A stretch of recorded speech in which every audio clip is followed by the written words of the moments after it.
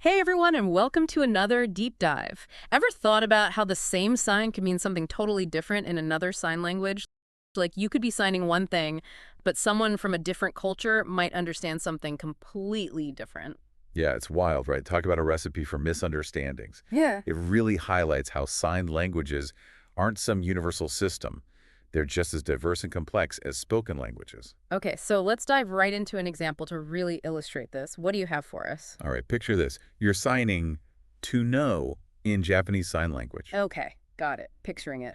But that same gesture actually means to like in Italian Sign Language. Whoa, that is a recipe for disaster. Imagine thinking you're saying, oh yeah, I know them, but the other person thinks you're saying, oh yeah, I like them.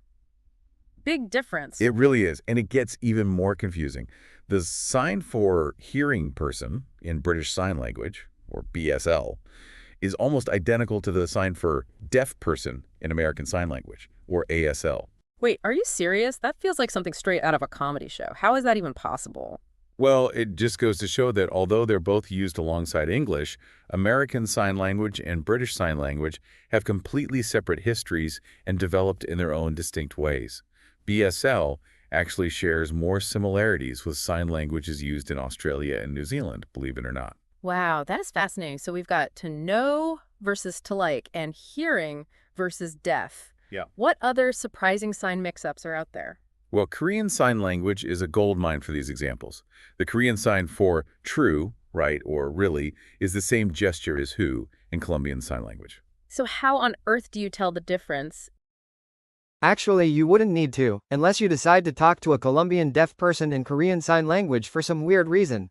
It's like asking how you would tell the difference between English, Czech, and Korean, chag, which is pronounced like Czech and means book. Seems that Google notebookLM misunderstood my blog post.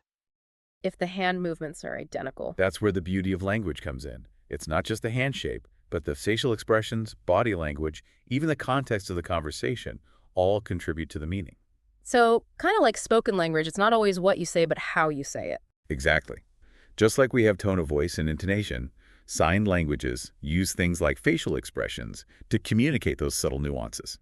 Question words like who usually involve raised eyebrows, among other things. Man, this is mind-blowing. Anything else? Oh yeah, get this.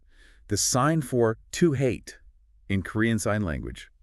It means to like in Chinese Sign Language. No, that is just wild. It really shows how even the simplest signs can have drastically different meanings depending on the language.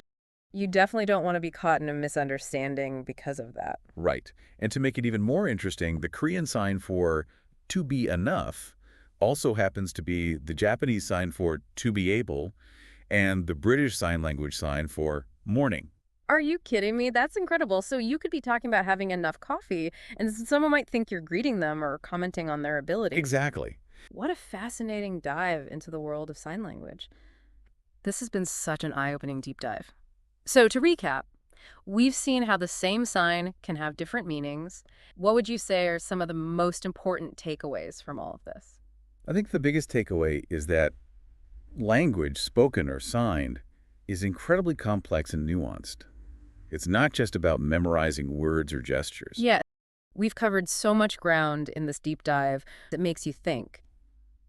What's the bigger picture here? Well, I think it just goes to show that sign languages are every bit as rich and complex as spoken languages. They've got their own grammar, their own unique expressions, and they've evolved within these rich cultural contexts. So for everyone listening, here's a final thought to leave you with. Imagine a world where everyone was fluent in at least one signed language, in addition to whatever spoken languages they knew. How do you think that would change the way we communicate and connect with each other? And how might it change the way we see the world around us? That's all the time we have for today, but we hope you enjoyed this deep dive into the wonderful world of signed languages.